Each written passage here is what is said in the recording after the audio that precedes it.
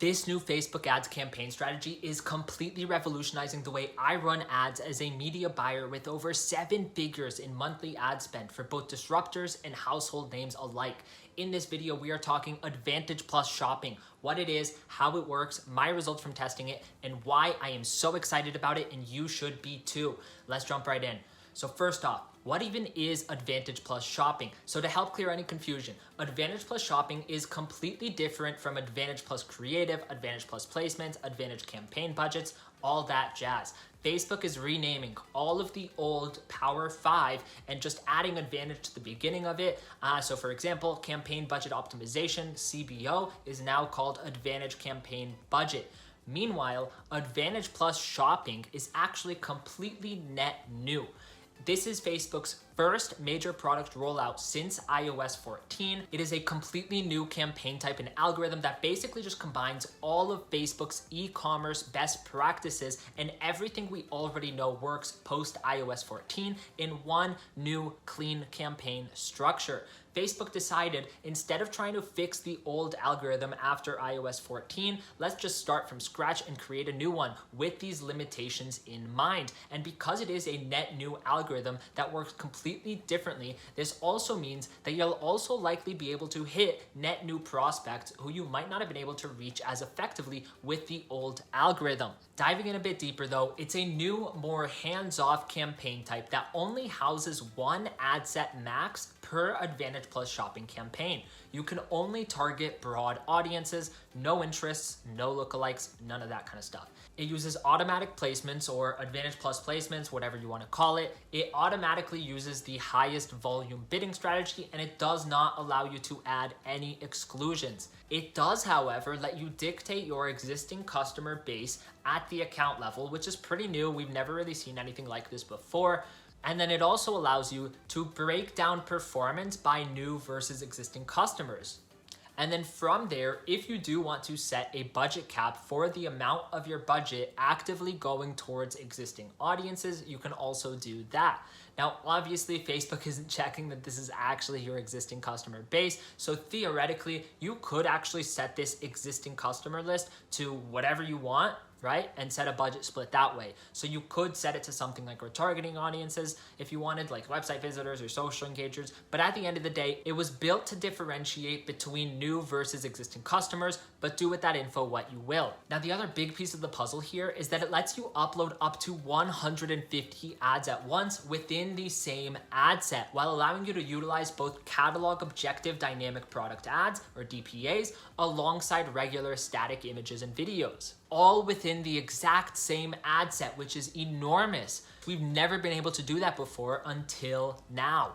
Now here's where we get to the fun part. Why should you care about Advantage Plus shopping? Advantage Plus shopping leads to cheaper costs, more stability, and better results at scale while allowing you to reach net new audience segments with its brand new algorithm. But how does it do this? So first off, cheaper costs and more stability through consolidation and broad targeting at its core. For each Advantage Plus shopping campaign you are only allowed to create one ad set max, and you're forced to use broad targeting. So that means no interest targeting and no lookalikes. So let's tackle the broad targeting first. Now, some people might think this is extremely limiting, and sure, I can see that argument for some very specific businesses and situations. But I could make a whole different video just on broad targeting, but the long story short is that broad targeting is the cheapest cost we have available to us as advertisers on the Facebook ads platform, and it's also the most consistent and scalable. There's a common misconception that audiences do the targeting, but this is completely false. Creative actually does the targeting. Audiences simply restrict the targeting. And anytime we restrict our audience sizes by limiting it to specific interest targeting or lookalikes, we are by nature making ourselves pay more on the auction because we're, again, limiting our audience sizes and making Facebook's job harder. But not only that, by using these audiences, we are also restricting Facebook from reaching the prospect who are most likely to resonate with our ads, because a lot of the times, the people that we think are most likely to resonate with our ads and actually convert aren't necessarily the most most efficient. If I'm selling water bottles and I'm restricting my targeting to middle-aged hikers in the Midwest, but the majority of people that are actually resonating with my ads and buying my water bottles are 20-year-old sorority girls in California, I am paying extra to do more work and reach a less qualified audience that's less sustainable. So it doesn't really make sense, right? So by using broad targeting though, I am giving Facebook the freedom to show my ads to the people who are most likely to resonate with them. Now, Facebook's top priority above everything else is to keep users on the platform for as long as possible and to make them want to keep coming back. Without users, Facebook and Instagram simply don't exist, right? So it's in Facebook's best interest to show our ads to prospects who are most likely to actually resonate with them. So when we align our business objectives by using broad targeting with Facebook's business objective of prioritizing the end user experience above all else, everybody wins. Facebook gets engaged users, we get cheaper costs because we made their job easier, and our prospects get their problems solved. And don't even just take it from me. The Facebook auction experts themselves did a recent macro analysis with the biggest data set in the world. And they found that median cost per conversion was 5% higher when adding interest targeting along with business as usual in a campaign for purchase optimization. So long story short, broad targeting is best practice anyways. Then let's look at the consolidation side. Advantage Plus Shopping essentially allows you to combine prospecting, retargeting, and retention efforts all into one single ad set while still giving you the control you need over the budget split between new versus existing customers.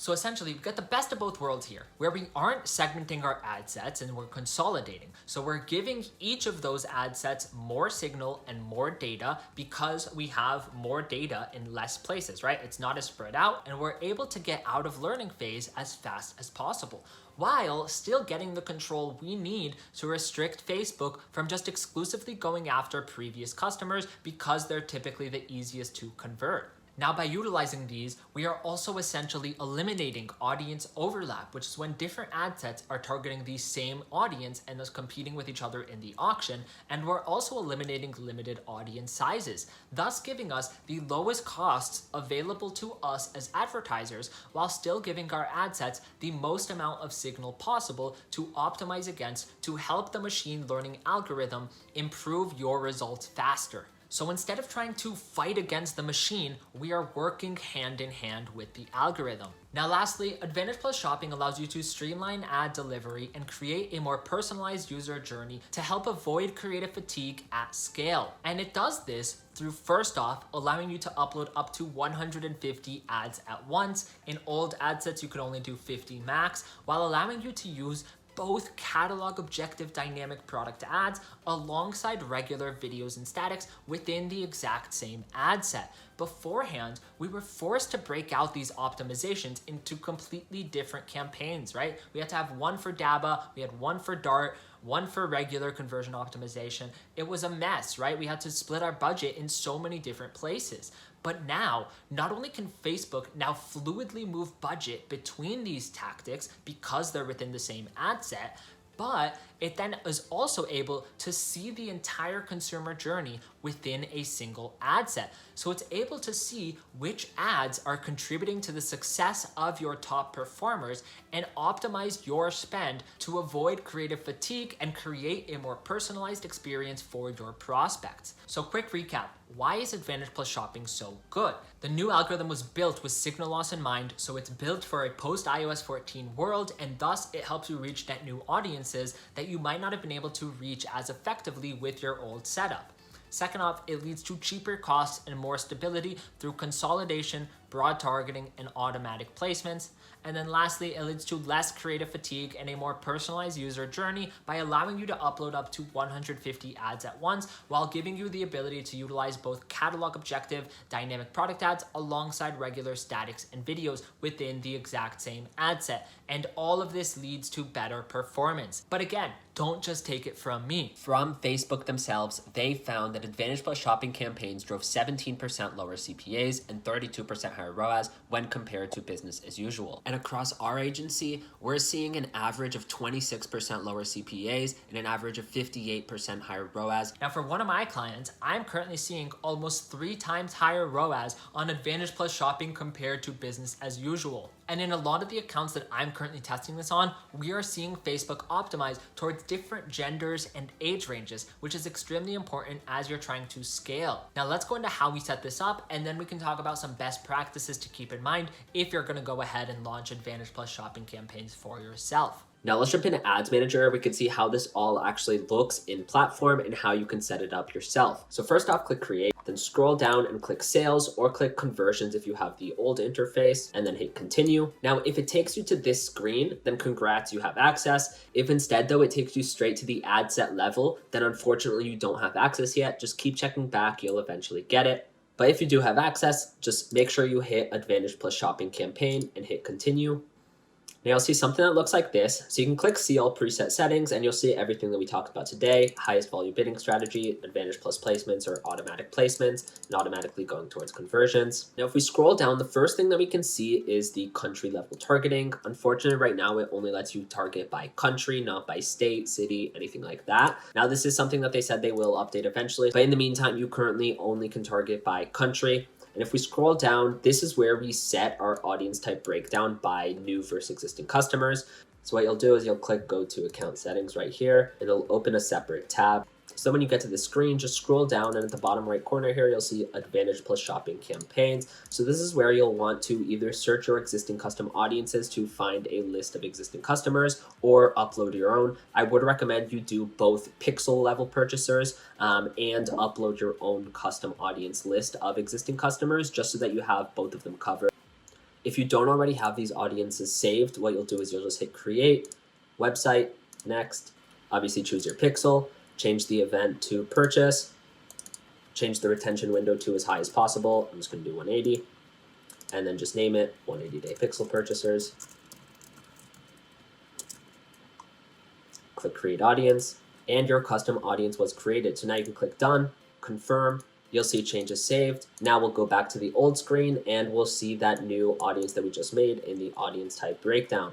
Then if you scroll down, you'll see the existing customer budget cap. I would recommend you set this to 10% or lower. Now, no, even if you set this at 0, there likely will be some existing customers that still slip through the cracks. Unfortunately, this is just the name of the game with post-iOS14, but that's exactly why we set this so low, to avoid any potential issues with Facebook over-investing in existing customers. The only other option you really see here is the attribution setting. Personally, I like to stick to 7-day click for Advantage Plus shopping campaigns. When we have added the 1-day view attribution in the accounts that I've tested this on, we have seen a large proportion of purchases coming from view through attribution. If you do decide to use one of these yourself, I would keep a very close eye on what percentage of those purchases are actually view through conversions. And if it's starting to get to a point where it's 20, 25, or even 30% or higher view through conversions, that's when I would start to switch to 7-day click or 1-day click only. But again, whatever works for you. Now, the last thing that you'll see is this suggested ad section where you can automatically import all of the ads that Facebook thinks are the best ones that you currently have live into your Advantage Plus shopping campaign. If you want to just add all of them at once, you could just click this Import All Ads button and it'll just import every single one of. Otherwise, you can literally just click on any individual one of these on the right-hand side right here, and it'll import just that one variation. That is literally it though. You'll see there's nowhere to add custom audiences. There's nowhere to add interests, nowhere to add lookalikes, none of that kind of stuff. Now, the last thing I want to show you guys is how we look at performance for these. So if you click breakdown by delivery and scroll down to audience type, you'll be able to see this new breakdown exclusively for Advantage Plus shopping campaigns. It'll be existing customers versus new customers. So you can see the amount that you're spending there. You can see the purchases. Now, if you're unable to see purchases and revenue, kind of like I have right here, what you're going to want to do is go to your columns, scroll down, hit customize columns, and make sure you have these website purchases and these website purchases conversion value checked off. Right? Those are the two that will show up in the breakdowns. Now, lastly, before we end, I just want to talk through some best practices to keep in mind from what I've personally tested on my accounts. So first off, it's recommended that you have about 10 active ads per Advantage Plus shopping campaign / ad set. Now, I know this sounds like a lot. Usually you want closer to around 5 at a time within business as usual ad sets, but this algorithm favors more options.